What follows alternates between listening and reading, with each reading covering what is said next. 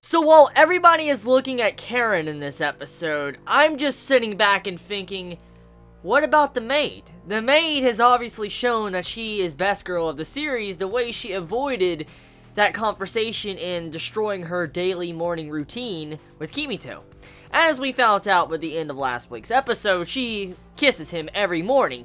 And if you look at the entire dialogue between Kimito and her, and she wiggled her way out of not changing the morning routine, it was probably because she kissed him every morning. Now, we don't necessarily know if the maid has romantic feelings for him. Maybe she's using him to practice kissing. I've seen that before in literature. But the main thing is, the way she did that, I'm just looking at this episode like, she's obviously best girl. Even though she didn't get shown a lot this episode, I'm like, she definitely stole the episode for me. But I have to admit, Karen is a pretty damn good character in this episode of Shomin Sample.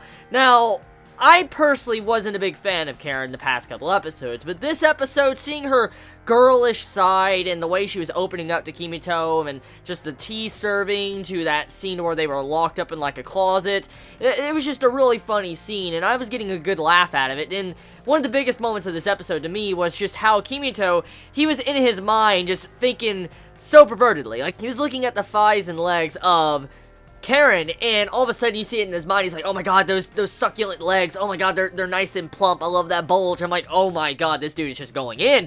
And as soon as, you know, he's done having that inner thoughts, he just flat out says to Karen, like, oh, it looks nice on you, I told you that before. Like, very simplistic. He didn't really add any depth to his dialogue, which makes it funnier because from Karen's point of view, it looks like he's like, oh, I've seen it before, you look nice, it looks really nice on you. That's how it sounds. But in his mind, he was just thinking of all these different things, like, oh my god, her legs, oh, I was fucking laughing just because of how great Kimito is as a character, the way he was able to just smooth talk his way out of that. Like, he said something completely off from what his mental state was saying, and I couldn't help but get a good chuckle out of that.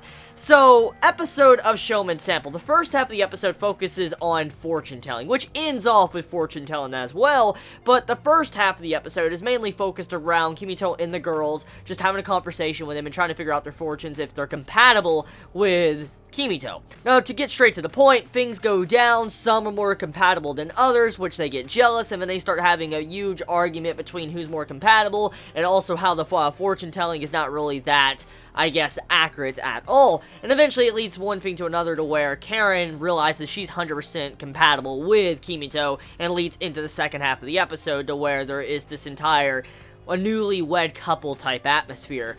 So yeah, I mean, episode of Shomin Sample, it was pretty damn funny. Like, yeah, I gotta admit, it was a pretty damn good episode. Like, the comedy was on point, the poses, I guess, was on point, the fan service, I have to say, damn, even the man service too, there was also man service fitted into this episode, and also that one scene with the maid with the scissors and stuff, I just couldn't help but just say, like, best girl, just fucking best girl.